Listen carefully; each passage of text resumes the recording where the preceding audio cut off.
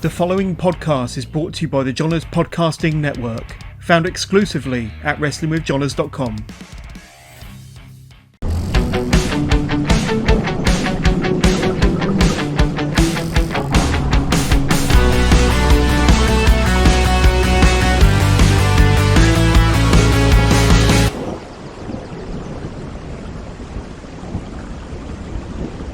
Hello and welcome to the latest episode of Wrestling with Johners. We are live across YouTube, Facebook Live and Twitch. Today I've got another awesome guest with me, all the way from Liverpool. And now let's see if I can get this right. 9 stone of Scouse girl power, Harley Hudson. Harley, how are you doing? Thank you for coming on the show. Oh, thank you. No, I'm doing good. How are you? I'm doing very well. Did I get your nickname right? Yeah, it's a bit of a mouthful, isn't it? I'm glad I got that right. So if you want to send in any questions for Harley Hudson live on the Wrestling with Johners podcast, you can do. Just send them through to us, ping them through to us on your chosen device, and we'll bring them up on screen and try our very best to answer every single one during this live broadcast. So it's a pleasure to have you on the show. It's been a long time in coming. Now, I've got to ask you straight off the bat, you're currently out injured. You've been out for a couple of months now. How is the injury, and how long do we have to wait before Harley Hudson's back in the ring? So, funnily enough, I got discharged from the hospital like literally today.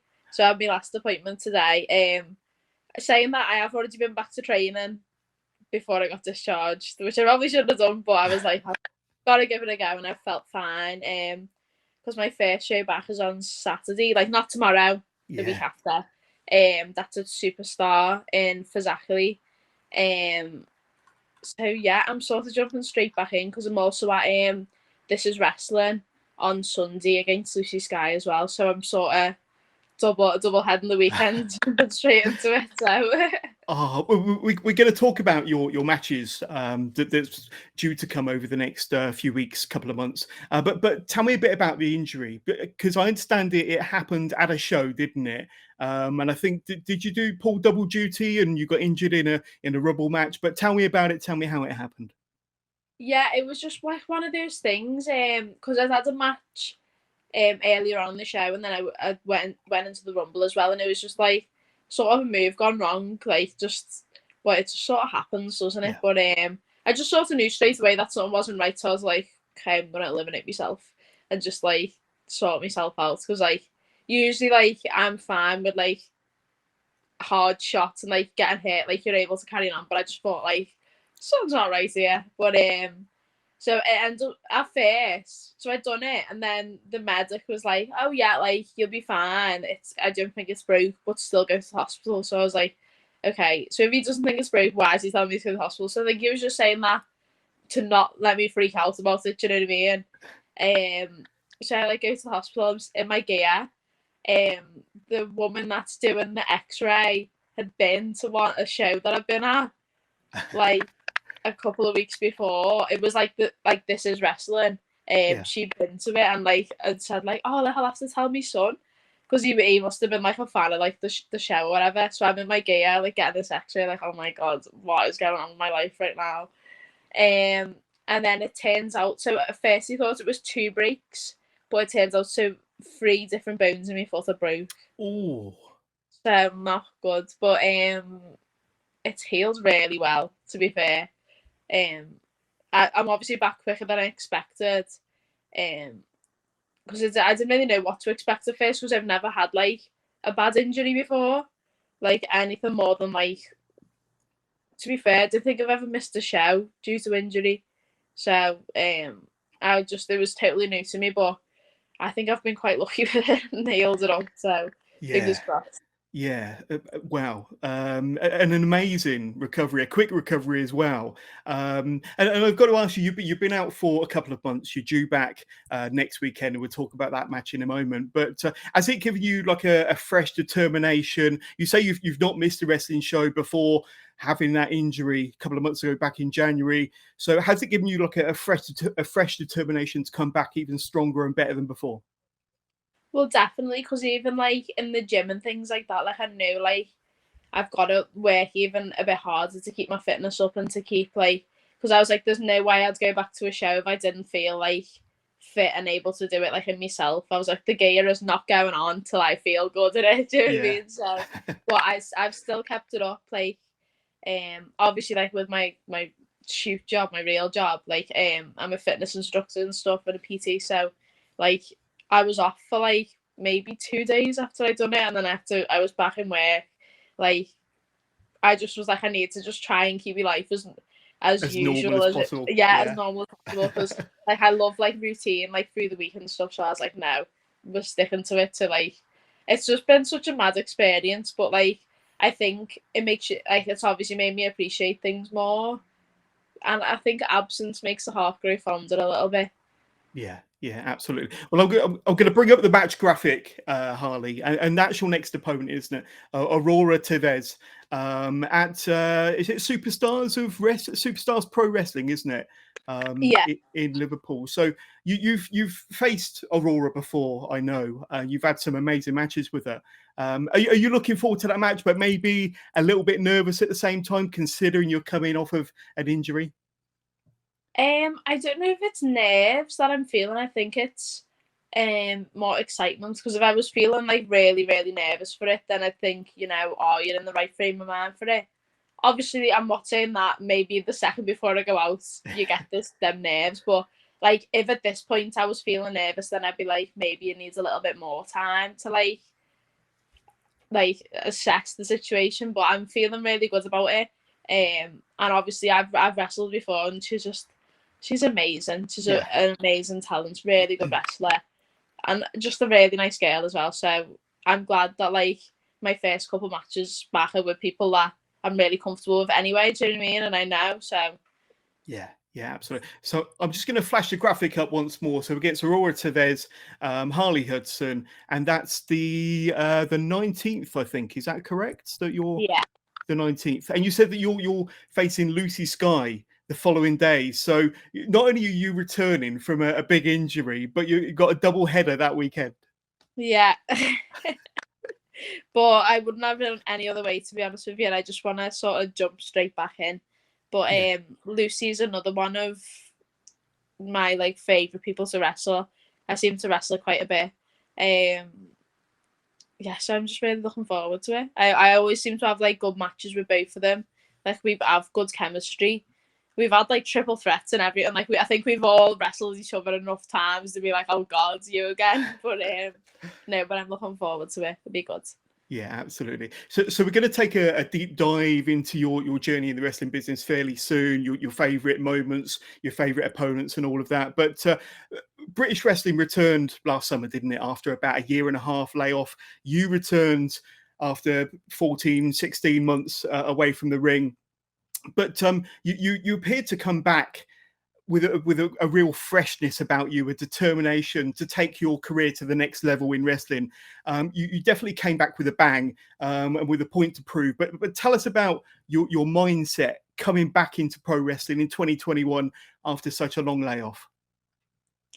I just think, like, although obviously lockdown was like really harsh on a lot of people, it gave me like a lot of time to like think about what I wanted to do, because like sort of from like I started wrestling when I was 13, so from 13 to like 17, 18, I was just like full steam ahead every Saturday training, like and for a lot of the time, like I was obviously in school at that point, so it is a lot to like all your weekends go on something. Do you know what I mean? It is a big commitment, and I think I wouldn't say I was burnt out, but I needed time to like reflect and like think, what am I doing with my life? And then obviously, like you've seen over lockdown, a lot of people didn't come back to it, and a lot of people did.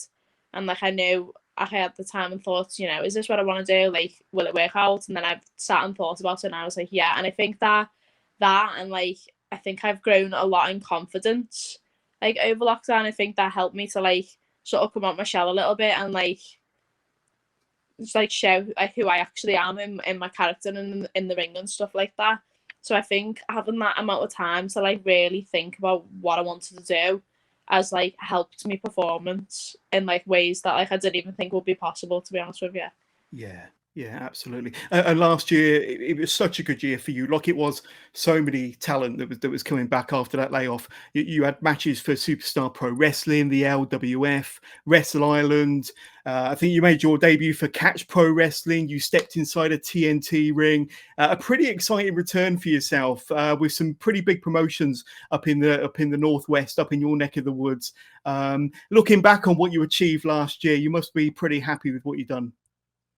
I think a lot of it is like surreal to me. Like for the likes of like TNT and like Wrestle Island, like those are places that I for so long like sort of looked up to and was like, especially like TNT, like just looking at like the whole show, the way it's put together, like it's just like amazing to even think that you like getting those opportunities and getting them like while I'm like younger as well. So it's Yeah. just, but I just think it's good because every time like I go like to any of the shows, I still have the same feeling like wow, like think back to when I'd like see the shows on like Instagram and like think like oh my god, like that's the goal. So it's nice to have that feeling like fresh every time you get to a show. Do you know what I mean? Yeah. Yeah, absolutely. And just kind of taking it one step further. I mean, I first saw you in the flesh and perform at Extreme Fields last October. I was there representing the Johners Podcasting Network. Saw your match for Wrestle Island. We'll talk about that match in a minute. But what Extreme Fields demonstrated to me was that the Northwest and the scene around Liverpool and the slightly wider area, such a vibrant, fantastic wrestling scene at the minute with, promotions like Wrestle Island, TNT, going a bit further afield, you got Superstars Pro Wrestling, the LWF, and Odyssey Pro Wrestling. So such a vibrant area, the Northwest, and it must be great as a young wrestler, kind of training and finding your feet in an area with so many great promotions to work in. Definitely. I think like the Northwest, like the amount of people and everyone is so nice and just so talented, especially like the girls as well. Like the Yeah. amount of women that have like really, I think everybody since lockdown has like really stepped up the game. And like now, like when you go on Twitter after a show, like often it's like the women's match or the girls that are getting spoken about so much more, and it's like great to see. Like it's just like really refreshing and nice. But I think out of anywhere, like I'm glad that I live here and I've had my experience here. I think I'm quite lucky. Yeah, yeah, absolutely. We're going to take a deep dive into your career and how it began. You mentioned that you kind of started training or wrestling at 13 years old, so I can't wait to get into all of that. But I've got to throw a quick plug to my sponsors, Harley. So bear with us while we speak about 1310 Apparel, the fantastic sponsor of the Johners Podcasting Network and the Wrestling with Johners podcast. And if you head over to their store at Wrestle Merch Central, you can see an awesome collection of apparel there, from their hardcore range through to their lucha range of t-shirts, beanies and hoodies, and their more traditional 1310 apparel and Four Corners t-shirts and hoodies and beanies there. And they do sponsor some well-known UK-based wrestlers such as Heidi Katrina, Northwest Strong's Chris Ridgway, and so many more. And if you head over to their WrestleMerch Central store or their Big Cartel store, you can see the exclusive Heidi Katrina t-shirt there. And as a listener and a viewer to the Wrestling with Johners podcast, you can take advantage of the offer we have with 1310 Apparel over at their WrestleMerch Central store. Just go to 1310.merch.global and use the discount code 1310WMC to get yourself 10% discount at checkout on any of that lovely apparel that we saw just a moment ago. But Harley, back over to us. And let's break down some of your highlights from last year, 2021 then. Extreme Fields, TNT Wrestling, TNT Extreme Wrestling hosted Extreme Fields last year. I think it was at the back end of October. A fantastic event, a mix of pro wrestling and rock music.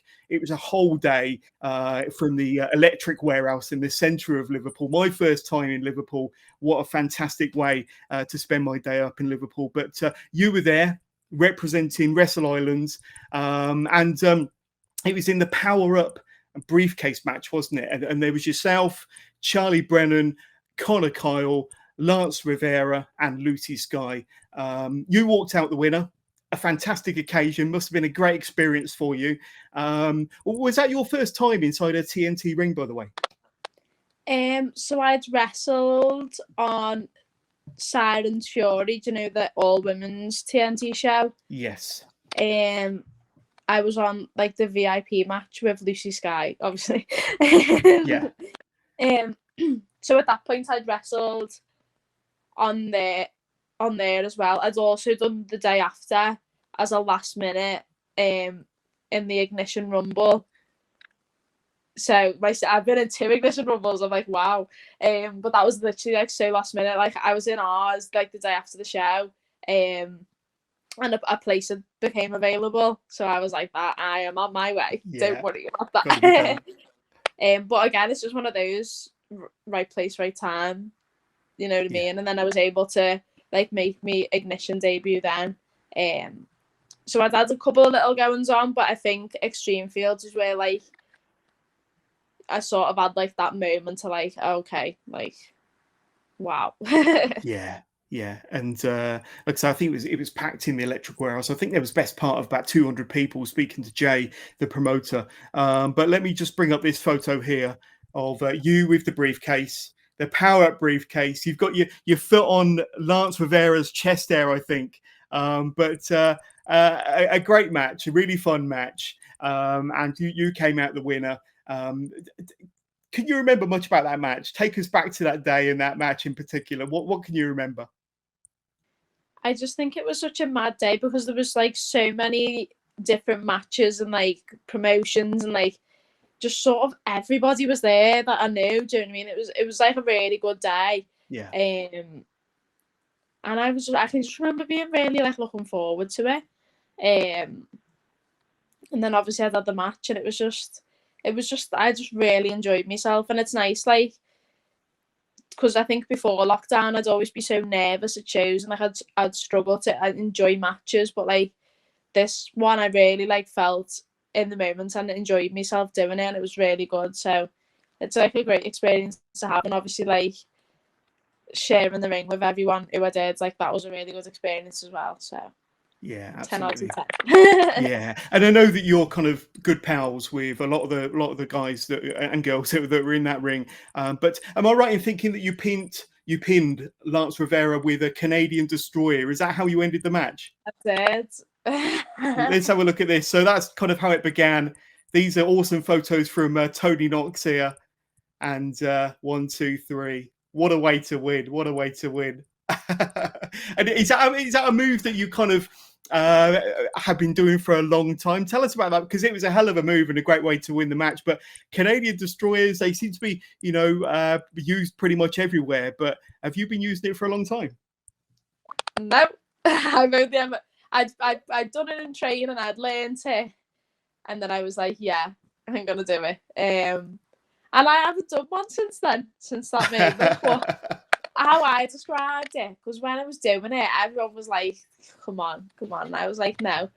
How I described it was, it's like John Cena, like whipping out like a random move that you're not expecting. That's how I see it. Like, you wouldn't expect me to do it, so I'm going to do it. Do you know what I mean? It makes perfect sense to me. Yeah, 100%. And you might want to correct me here if I make a mistake, but I think the power-up briefcase entitled you to a championship shot of your choice with Wrestle Island. Is that correct? Yeah. So when you win the briefcase, you get, I think it's within the year, or whenever whenever the next match is, you get like a chance at one of the titles, and you get to pick, which is pretty cool. Yeah, and at the very next Wrestle Island show, which I think was Green Light, Red Light in December, you had a bit of a face-to-face with this young lady, didn't you? Alexis Falcon, who is the current Wrestle Island's women's champion. Now, I think this was either before or after a big 6-person tag, but a great confrontation, a good exchange of promos between the two of you. And obviously before the injury, that was the title, that was the woman, that was the competitor that you had your eye on, wasn't it? Yeah, and I still do. It's just that to be sort of put on the back burner a little bit. But no, because like out of everyone, like I have not wrestled Alexis since for a good few years now. Yeah, a couple of years. like I wrestled a couple of times when I first started out, and then we just haven't like sort of met since then. Even though we've been like both been on really similar shows, we've just never like haven't seemed to wrestle each other in so long. And like I'm really glad that now like we've had that time, so like we haven't wrestled each other, so that I can like bring like the new side to me that's like come out, and like the more realised version of myself. I'm glad I get to bring that, and she hasn't experienced it till this match. I think that'll be like a good like full circle moment. Yeah, absolutely. And it was meant to have been this match, wasn't it, that they were setting up for? And I think this was at their last show not too long ago, the 29th of February. And obviously, plans changed after your injury. But I mean, tell us about some of the wrestlers that you look up to. I'm guessing that Alexis is one of those wrestlers, certainly from the same sort of area as yourself, Northwest. But tell us about some of the wrestlers that kind of inspire you and that you look up to as a performer, male or female. I think at the minute with the girls, like a lot of likes of Alexis, Tonga, like Lana Austin, like the things they're doing with like progress and stuff, and like that's something that obviously I'd love to like follow suit with and be able to do that myself. And it's great to see like people who are in like similar circles to me doing them things and like coming from similar like beginnings to me. Yeah. Being able to do them things. So like I genuinely like look up to the people that I wrestle the most, and like I just like have so much like respect for like first of all like any girl who decides or woman who decides to take up wrestling anyway. I think like deserves a pat on the back, but like I don't know, I just feel like girls are killing it lately, really killing it. But to be honest with you, pretty much anyone that I get to train, I love training with people and like training with different people, because I think like you can learn something from literally everyone, no matter if they've started before or after you. I just think it's good to like listen to what everyone has to say. I don't know. Yeah. No, wise words, and very well said. Absolutely. And another company I want to talk about is the LWF, the Lancashire Wrestling Federation, because I think you were you beat Jenny B, didn't you, in January, the Winter of Discontent show that they had in January, and that entitled you to choose your number in the big championship match that they had lined up in February, 15 women strong. I think it was like a rumble match, but once again, you was injured, unable to take up that opportunity, and tell us about the Winter of Discontent, because you had a fantastic match against Jenny B, another individual that you know very, very well, and you say you beat her quite convincingly. You were almost like the favourite going into the Lancashire Riot, but tell us about kind of that little run with the LWF then. I think that like promotion as a whole, they've like absolutely like welcomed me with open arms. Like it's just always been every show I've like been a part of, whether it's like wrestling or like I did commentary at the last show, and I'm doing commentary tomorrow for them as well, which is really hard, by the way. I didn't realise how hard it would actually be.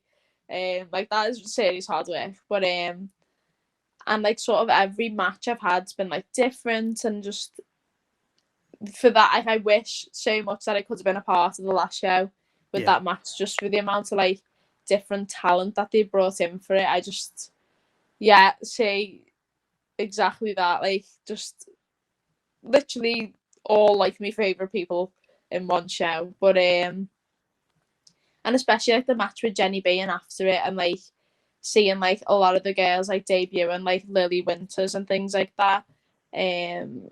Obviously she hit me over the head with a microphone, but it's nice to see people having opportunities and like making debuts and stuff. Like it's nice to see, because if you think back like to yourself being in that situation and being in that position, it's just nice to see. And it's just absolutely. Every show I've been to, like backstage, everybody is nice, positive, like, and just like wants everyone to do well, and that's like just like that's the best thing for me. Like out of it all is like just having like a good vibe and a good energy at the show. Yeah, I mean, I had Steve Bibby on the show not long ago. We were talking about the Lancashire riots, and that you were going to be on commentary, and everything he said about the LWF was very, very positive, and looks like a fantastic promotion to be a part of. But you did mention it, commentary. There you are with your headset on. You said it was a hard work or harder work, more difficult than you was expecting. But you've got another stint at it tomorrow. So, is this possibly not a career change, but something you can, switch and change into every I've so got often? another hat when, Another hat, exactly. I'll be reffing next. I'll be like, I'll do all the jobs. What did you find difficult about it in particular? Trying to keep up with everything. Yeah. And I tend to not zone out, but when I'm like watching the shows and stuff, like I still get caught up in the moment of it. Like I really enjoy it, and then they're asking me questions, and I'm looking, and they're looking at me because they've just asked me a question. I'm like, oh, what? Sorry, me.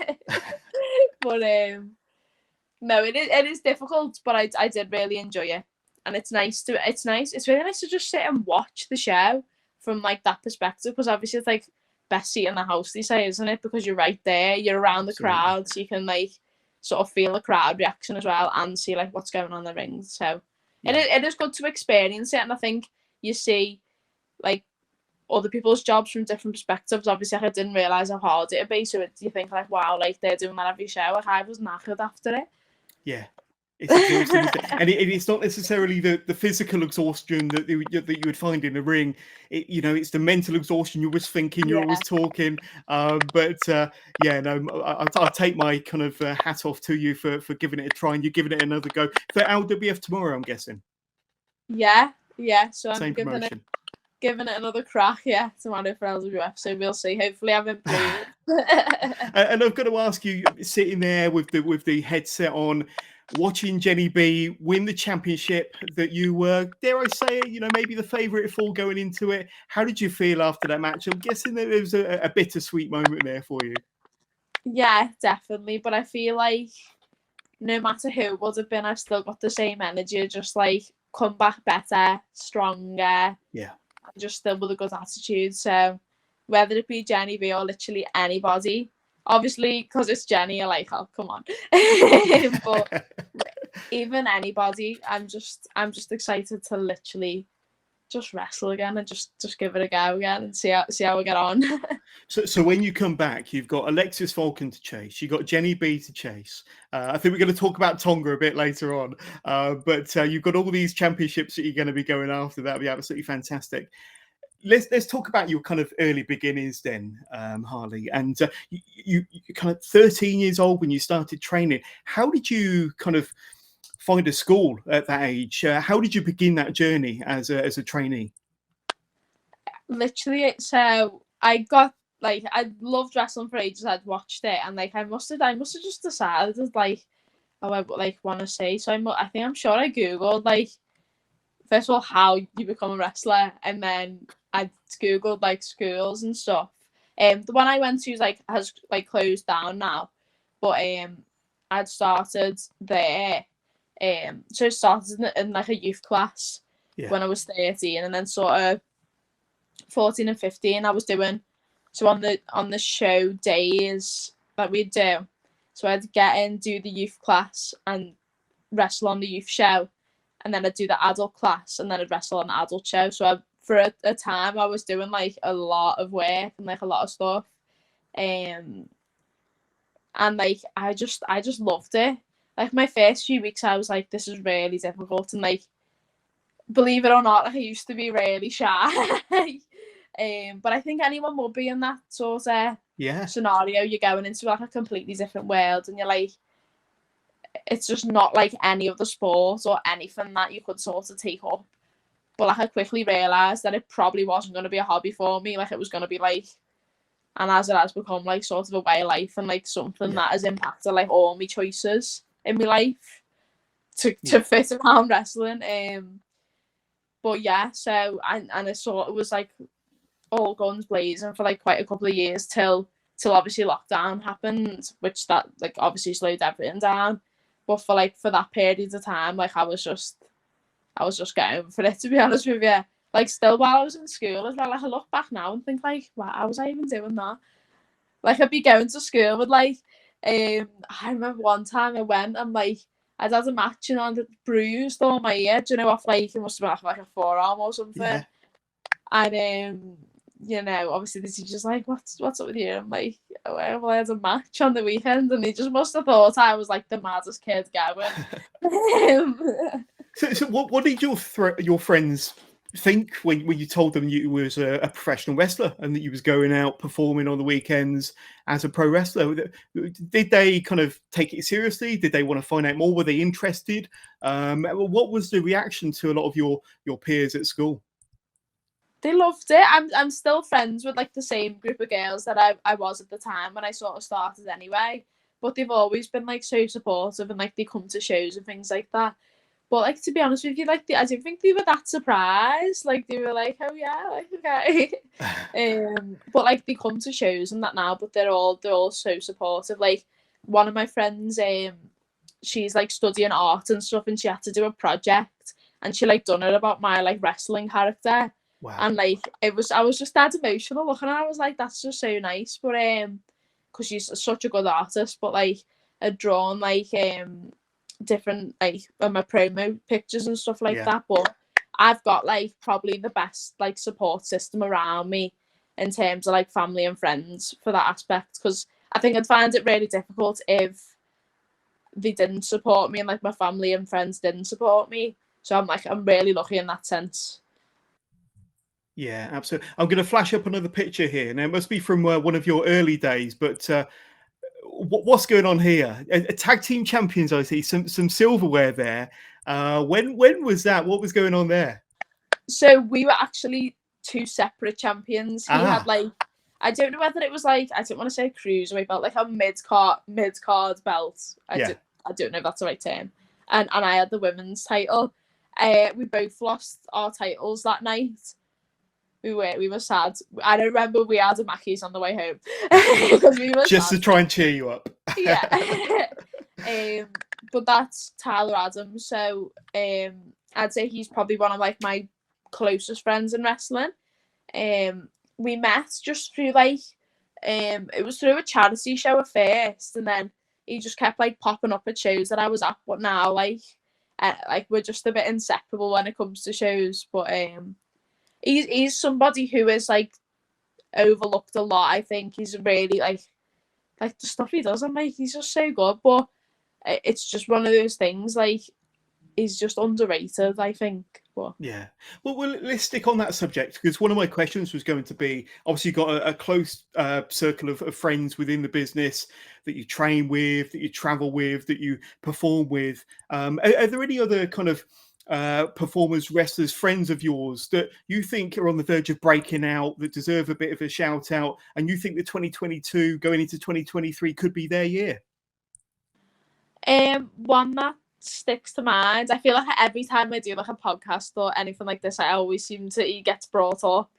But Lance Rivera, so obviously like you'd shown like that match. But so since I started wrestling, I've known him, like I've trained with him the whole time, and I think that he's someone who has always been really good, like since I've known him, and like he gets better every time I watch him. And it's good. It's like obviously like being a wrestler, it can sometimes be difficult to not enjoy matches, but you've always got that side of your brain that's on, like thinking whatever. But if I'm ever watching him wrestle, I genuinely enjoy it, and I think that's like a really good thing. And I think he's got like a really good character and stuff. And I think now, like since obviously like lockdown's ended, he's really starting to like get more recognition for that. And I just think he needs to keep going, like doing what he's doing, and keep like working really hard. And like I think like the world is oyster a bit, do you know what I mean? Yeah. He's like seriously good. Yeah, absolutely. I'd love to get Lance on the podcast. So Lance, if you're listening, I'll be in touch soon. Yeah, absolutely. It's got to happen. It's got to happen. So I briefly touched on your wrestling fandom, and I know you said you've been a lifelong wrestling fan, but who were some of the wrestlers that you really kind of gravitated towards back in them early days? Who inspired you as a wrestler, and which larger than life characters did you kind of really love watching back in the day?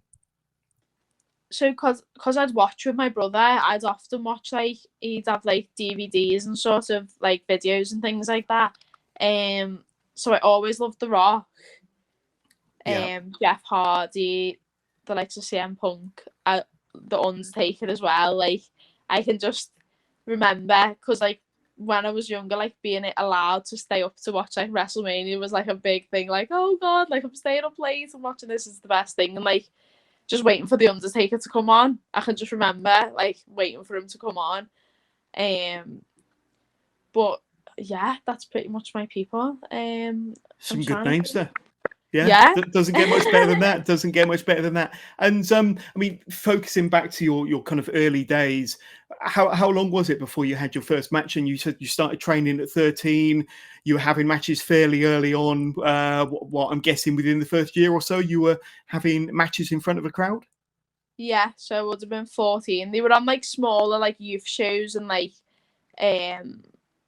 obviously a lot smaller shows.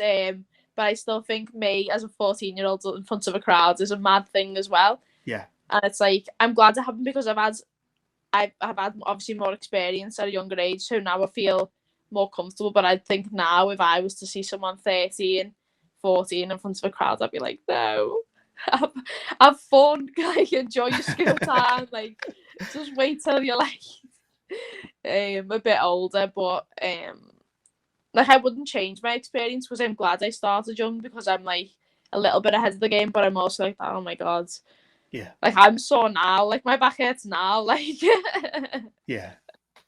So I got to ask you then. You've obviously had a lot of matches in the last, what would that be, 5 or 6 years? Who are some of your favourite opponents? Because I mean, I've got a list of names here. Just in 2019 alone, Heidi Katrina, Lizzie Styles, Lizzie Evo or Evo now, Kat Von Cage. You teamed with Rio. So even in the last couple of years, you've been in the ring with some big names. But before that, I mean, give us some of your favourite opponents to be in the ring with. So we touched on it before, but I'm gonna say Tonga. Yeah. Like making my Future Shock debut, like was another one of them situations where I'm like, oh my god, this is mad. This is mad. And like going into it, like I'd seen Tonga like wrestling a lot. I've seen a lot of her stuff, but like you never really know what to expect, and you don't know what like your chemistry's gonna be like or anything like that till you get in the ring. And I just felt when I was wrestling her, like this is good. This is like went on to something here. But like I've not wrestled her since that day where we had 2 matches. I'm wrestling at Odyssey, so I make my Odyssey debut. That's 9th of April, I think. I've got the image here, I think. Yeah, let's have a look. Yeah, the little graphic. I don't know if it says on there, but I know that it is around about the 9th of April, yeah, so not too far around the corner. But again, to have that opportunity so quickly after coming back from injury as well, I feel really grateful. I'd love to wrestle Lizzie because I wrestled Lizzie like way before lockdown. Like I think I was like 15 at that point. So like 15-year-old me compared to me now, like 2 different people, like night and day. So but and again, just somebody else that for so long I just haven't sort of crossed path with. Like we've been on the same shows, but like we've yet to like have a match again, which seems really weird because you think, because we are literally all in the same circles, but you just don't seem to cross paths with some people. It's just weird. But I'd love to wrestle Lizzie this year. I would really love that. What about TNT would be amazing as well. That would be amazing, absolutely. But I don't know whether she's going to be on the Indies for too much longer. I don't know if you've heard the news, but we won't speculate any more about that. I know. But Lana Roston, have you faced Lana before? I was in the Future Shock Adrenaline Rush. Yeah. But we didn't physically meet, if that makes sense. Gotcha. So we were in the same match. I train with Lana on a Thursday, most Thursdays. Obviously, a little bit, not as much at the minute, but Lana. So I'd love to have a singles with Lana. To be fair, she is like, obviously the experience she's got is like not rare, because like for the like sort of the girls that we're around at the minute, we're all like sort of similar experience levels, but like Lana, like I don't know exactly how long she's been wrestling for, but I know she was putting on Instagram the other day, or like doing memories from wrestling, and I never realised how much she's actually done till she like was posting all of her like clips and stuff online. But Lana's someone I'd love to have a singles match with her. I think she's amazing. I'm loving all the stuff she's doing at the minute with Alexis. Do all the stuff for Progress, but That's she's fun. phenomenal, isn't it? Love it. Hilarious stuff online. It's just so funny. Yeah, absolutely. And she keeps referring to herself as Lana Austin. But see all these dream matches that we're kind of putting out into the universe for you here, Harley. It's going to be a fantastic. When you do eventually get back, it's going to be fantastic. I want to ask you a bit about your character and your look and your gear. I mean, you've got a very, very striking look. With the pink hair, the fantastic gear, the awesome physique. So look at that jacket. I mean, come on, that you can't pick that up off the peg from the high street, can you? But obviously, your character, your look, the hair and the gear, it's developed over the years. But what's kind of like, how did it originate, and to the point where we got the Harley Hudson that we see now? I think with wrestling, you have like free reign to literally be who you want to be. Yeah. And I've literally just I've sort of became the person to like my character at first. I tell myself like, but I try and believe that what I'm portraying like is me, and gradually over time, I've become that person. So like that same confidence that I'd try and have in the ring, I've got in myself now. So like my character as Harley Hudson is really just me as myself, dialed up a little bit. And I know like a lot of people say that, but that genuinely is true, because like through lockdown and like even the bits after, when I was like working towards like getting back in the ring again, I was just like telling myself like, you're gonna be the best, like you're gonna be really good at what you want to do, you're gonna like, for the likes of like physique and whatever, like imagining and picturing yourself as what you want to be helps you become what you want to be. And I think I'm like really starting to become what I want out of myself, and like out of my body and my wrestling ability, my character and stuff. Like it is all sort of fitting into place. But in terms of the character, it is literally just me dialed up a little bit, which is probably quite easy. But that's why the likes of promos and things like that, and like talking, like I don't find as difficult as probably people would, because it's just sort of, I don't know what I'd say. It's me. Do you know what I mean? Just you. You're not trying to be a character that you're not. You're not trying to be something you're not. You're not trying to be somebody else that you're not. You're just being you, turned up a little bit. Yeah. And I got to talk to you about some of your moves. Obviously, your move set has developed over the years, but I want to talk about some of your moves in particular. We spoke about the Canadian Destroyer that you hit Lance with at Extreme Fields. You've not had a chance to hit it since. Hopefully, you can break that one out again later on this year. But also, I don't know if I've got the name of this right. You got Tonga with a pretty sweet kick. Was it the pink eye kick that you called it, Future Shock? Is that a move that is in your regular arsenal of moves? Yeah, definitely. I try to just have funny names for stuff. So Aurora actually helps me with that pink eye one. We were joking about it, and I'm like, no, I'm being serious. I'll call it that. Yeah. And then you've got the trash driver that you hit Jenny B with at the Winter of Discontent in January. That's a pretty awesome move. I don't think I can give it justice or kind of explain it on the podcast, but essentially you kind of put your leg over her head, and then she does a 180, lands into the mat. It's an easy pinfall after that, but that's quite an inventive move. Thank you. So you don't realise how much stick I get for doing that move, because everybody seems to hate it as a finisher. No, it looks awesome. Everybody on Twitter hates it. And I think genuinely that's why I've carried on doing it, because I've never got so much like interaction online over something as much as I did when I posted the clip of it. Everyone was going nuts. Like, probably hating it, but I was like, I'm like, now when I've got haters, so now I'm like, yeah, I'm gonna carry on doing it even more now. Not that I'm even like heel or anything. I'm just gonna do it because it's getting a reaction. Do you know what I mean? But I think it looks boss, especially on Absolutely. Jenny. It looked that when I hit She it on took it Jenny. so well.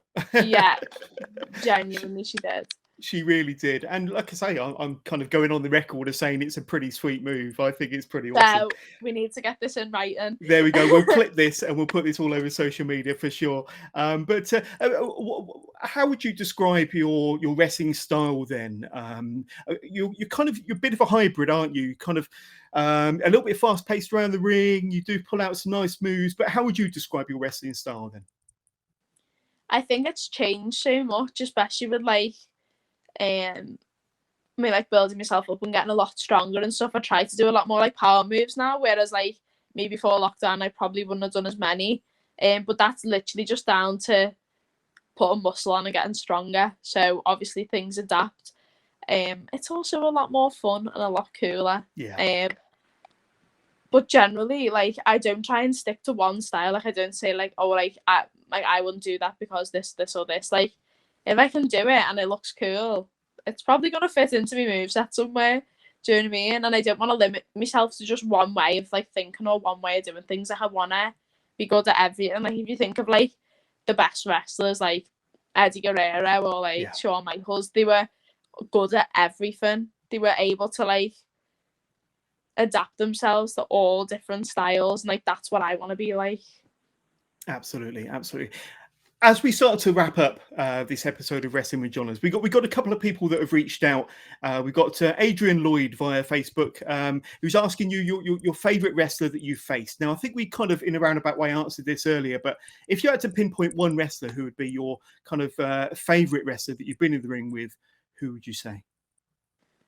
In the ring with, or like face, can it be tagged as well? Yeah.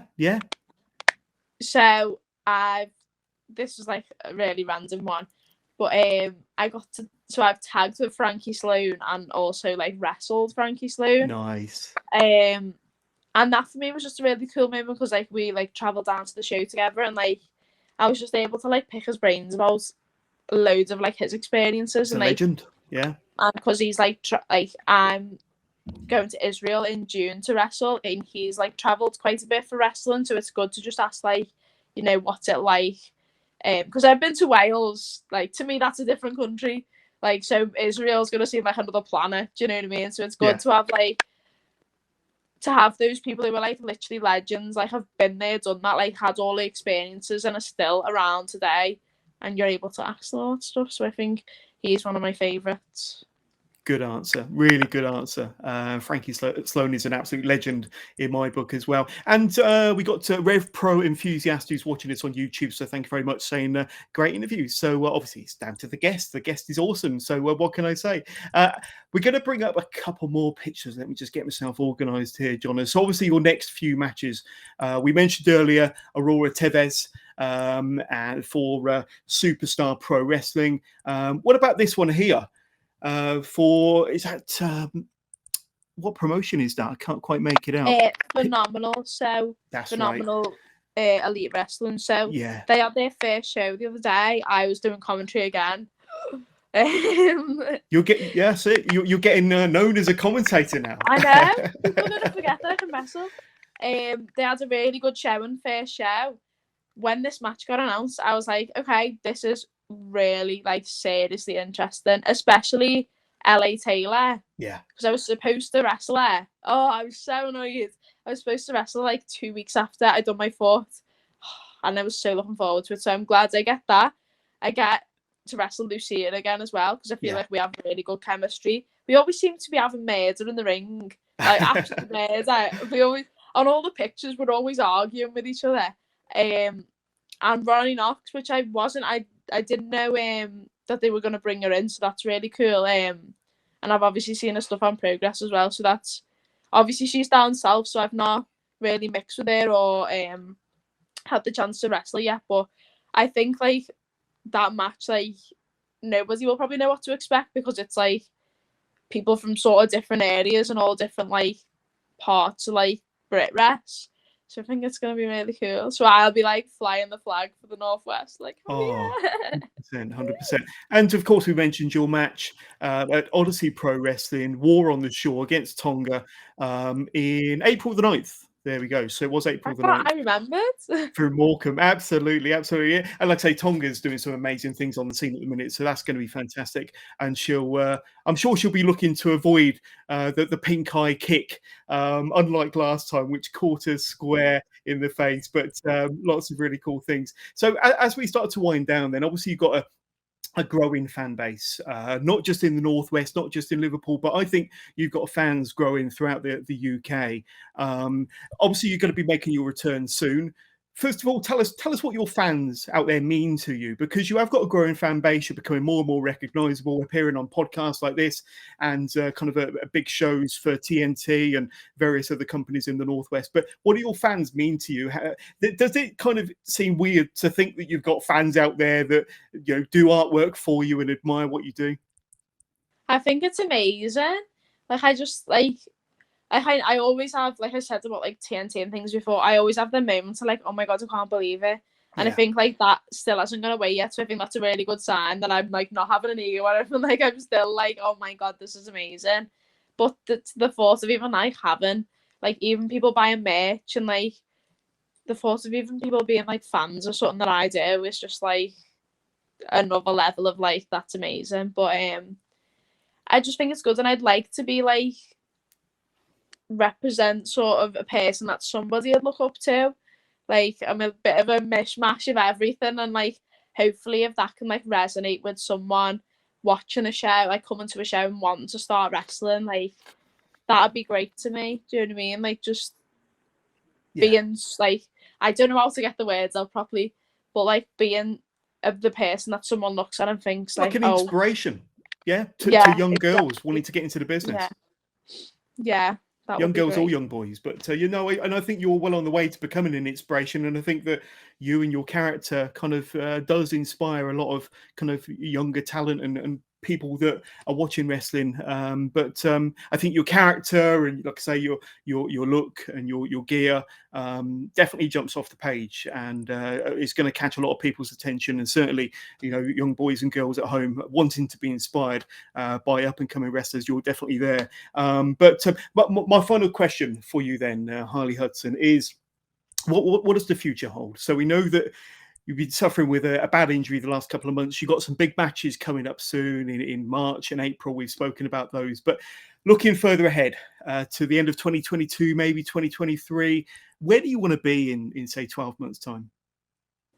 I just want to keep working hard, and just, like, I try all the time to be ready for anything. So, like, with my training and things like that, like, I just want to keep going, keep working as hard as I can. And I think I'll find myself in good positions and with good opportunities, and just try and like do good, do the best I can, like give good energy out there, and I think things come back to you in that sense. Like I don't want to like, obviously in my head I know things that I want to do, and I look to try and get them, but I never want to be like complacent, and I never want to, especially with my foot as well. That's given me like a whole other like, no, you need to still keep going. Like no matter how good you think you are or how well you think you're doing, it can all go in a second. So you've always got to stay on the ball with it. So I think that's just the main thing. Just keep like cracking on. Just keep pushing it. And like I don't want to ever like plateau or like obviously get to a point where it's like, oh yeah, like whatever. Like no, like I want to still. So every time I wrestle or every time I do anything, every time I go out and do commentary, I'm a little bit better than the last time that people saw me. That's my main goal. Absolutely. But we don't want commentary to be a long-term thing. We want to see you back in the ring, doing what you do best. Absolutely. But it's a good way to kind of keep your exposure out there and keep your name out there. But before we ask you for your socials, I need to announce my next guest on the Wrestling with Jonas podcast. And it's going to be UK wrestling legend Lion Kid coming onto the Wrestling with Jonas podcast live next Tuesday, the 15th of March, 8 p.m. UK time. You're not going to want to miss that. So you can either watch it via Twitch, subscribe to us on YouTube, or on Facebook Live. But Lion Kid is going to be a guest on Wrestling with John's next Tuesday, the 15th at 8 o'clock. But Harley, I'm going to let you kind of close out the show. For anybody that wants to reach out to you, say hi, get to learn more about Harley Hudson, and maybe kind of get some sweet merch as well. Where can they say hi to you, or if you've got some merchandise, where can they go and buy some stuff of yours? Instagram and Twitter at Harley Hudson X, so with a kiss on the end. My big cartel, so it's harleyhudson.bigcartel.com. That's for me merch. I also have made a Patreon at the minute, so that's literally just for like all like my gym content and like. There we go. Yeah, there we go. Oh, Look you're on the ball with these pictures. I am on the ball. So it's just like sort of a different platform for people to like find my stuff. Like I wouldn't want to.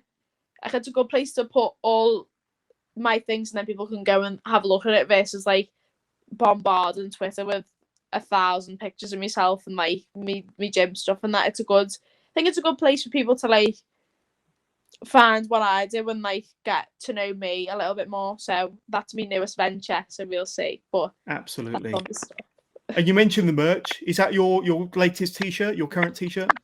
Yeah, so I've actually sold out of all my t-shirts, but I've got 8x10s, but I need to get more for when I come back. Definitely.